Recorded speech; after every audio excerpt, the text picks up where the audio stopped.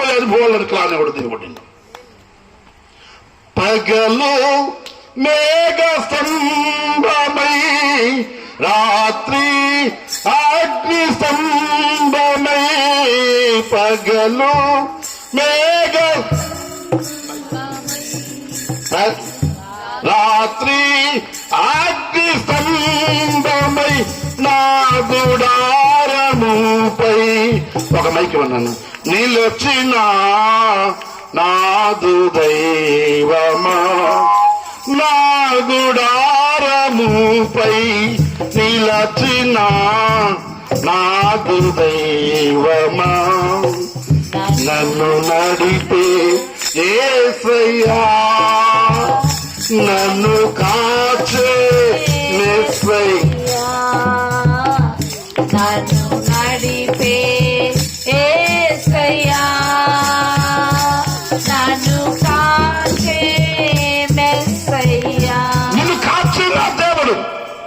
పగలు మేఘ స్తంభమై, రాత్రి అగ్ని స్తంభమై. నీవు ఎక్కడ ఉంటావో ఆ గుడారం మీద పగలేమో ఎట్లా ఉంటుంది? మేఘస్తంభం. రాత్రి అది నా దేవుళ్ళు ఉన్నట్టు గొప్పతనం. అందుకనే యవ్వన కాలంలో నా జీవితాన్ని ప్రభుకు సమర్పించుకున్నా.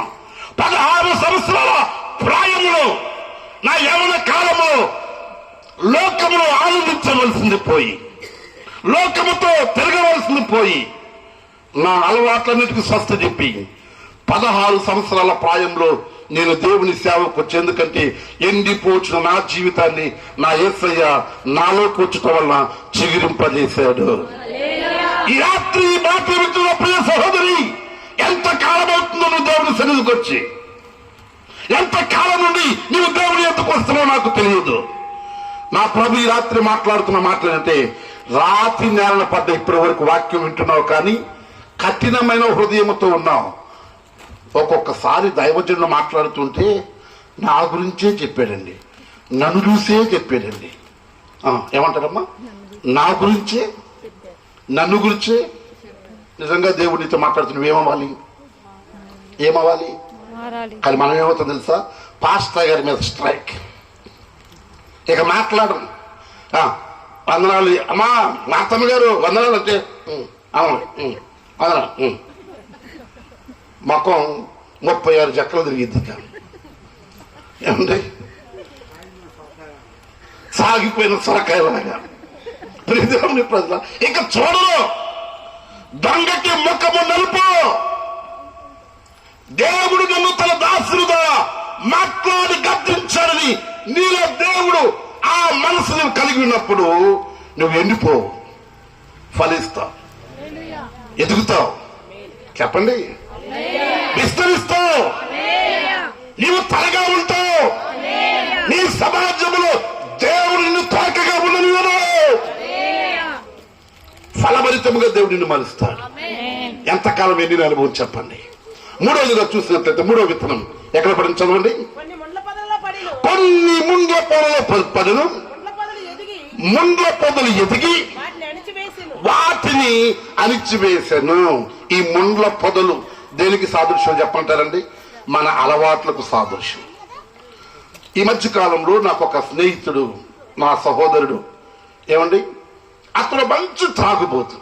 ఏ త్రాగుబోతు చెప్పాలి, సమాధానం చెప్పాలి. మంచి మొత్తానికి 1కి 10 సార్లు 100 సార్లు తిరిగాను. మారాడు. మారిన తర్వాత సరే అతని గురించి నేను నా సంగతి చెప్తానండి. 10th క్లాస్ క్లాస్మేట్స్ అందరు కలిసి ప్రపంచంలో ఎక్కడున్నా సరే అందరూ వచ్చారు. మా ఫ్రెండ్స్ గెట్ టుగెదర్ అని పెట్టారు. పగలంతా చాలా డుమ్డామ్ గా జరిగింది. ఫ్యామిలీస్తో వెళ్ళాము. సాయంకాలం క్లబ్ లో మీటింగ్ అన్నారు. నేను అనుకున్నా ఫ్యామిలీస్తోనేమో అనుకున్నాను. నేను మళ్ళీ ఇంటికి వెళ్ళి స్నానం చేసి ఫ్యామిలీతో వద్దాంలే అనుకున్నాను. నేను ఈ లోపల ఫోన్ వచ్చింది నాకు. బాబాయ్ నువ్వు ఒక్కడే రావాలి బాబాయ్ అన్నాడు. ఏంటమ్మా నువ్వు ఒక్కడే రావాలి బాబాయ్ అన్నాడు. నేను అనుకున్నాను, ఏరా ఫ్యామిలీతో అన్నారు కదరా, ఏమైందిరా అంటే అతను అన్నాడు, కాదు బాబాయ్ సరదాగా మనం అందరం కలిసి చాలా కాలం అయింది కదా, సరదాగా మాట్లాడుకుందాం అని చెప్పి అన్నారు. నేను నమ్మి నాకున్న ఒక జబ్బు ఏంటంటే బంధువులైనా స్నేహితులైనా ఎక్కువగా వదులుకోవడానికి ఇష్టపడి నేను వాళ్ళు రాకపోయినా నేను వెళ్తా ఉంటాను.